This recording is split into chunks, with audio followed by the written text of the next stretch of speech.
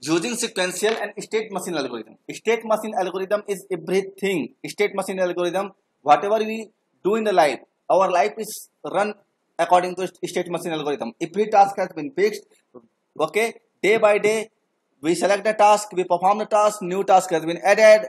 Okay, when the new task complete, we come in the rotations, and we live our life according to the state machine algorithm. So first topic, using sequential programming. So now let's check the follow through programming. Flow through programming. Using sequential programming, many of VIs you write a complex sequential task by default. LabVIEW does not force sequential programming. You have seen the previous examples. LabVIEW does not force the sequence of programming. By default, LabVIEW does not force the sequence of programming. Okay, example, nothing forces the execution of order of this task. Any one of the tasks could happen first, but it's not true. This is an express VI. This is an express VI. It is normal VI. It is an express VI. It is a normal VI. When I will run, so just because this express VI has some internal program, there is sub VI.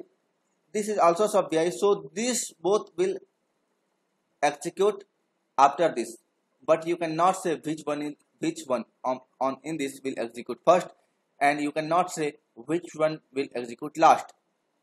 So just because all program are independent, and LabVIEW cannot force the sequential programming. Okay, so follow through data. So flow through programming, so far the use error cluster and refnum. Okay, use error cluster and refnum to forcing order of execution. So now it is done. This will generate after this, because this error has been dependent on this. Okay, this error has been dependent on this.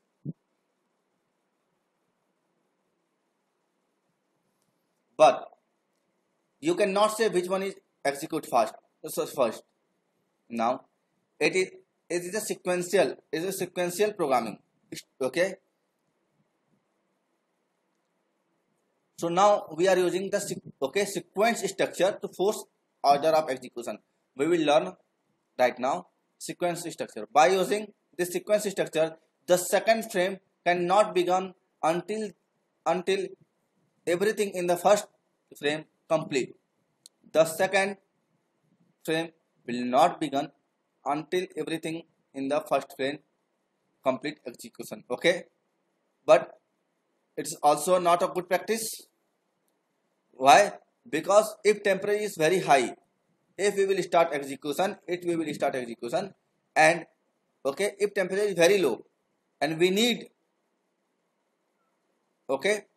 to turn on power, so it will be not execute till it will not complete the execution. So it is also not a good practice. First it will run, when it will complete, then it will run, when it will complete, then it will run. It is also not good practice, because it will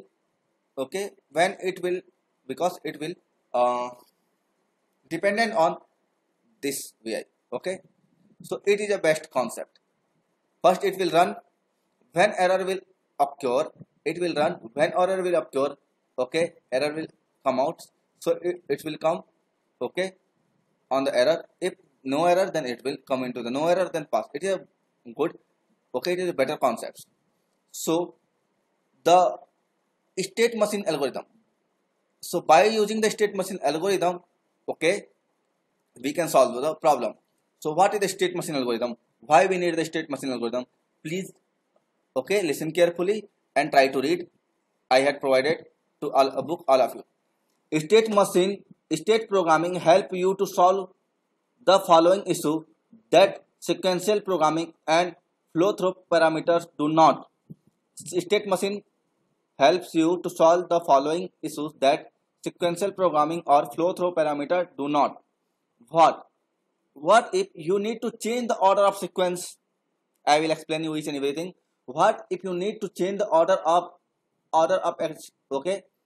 sequence? What if you need to repeat one item in the sequence more often than other items? What if some items in the sequence execute only when certain conditions are met? What if you need to stop the program immediately rather of waiting until in the sequence? Okay, so we'll discuss about this. Please read once. Okay, please read once. We'll discuss about it.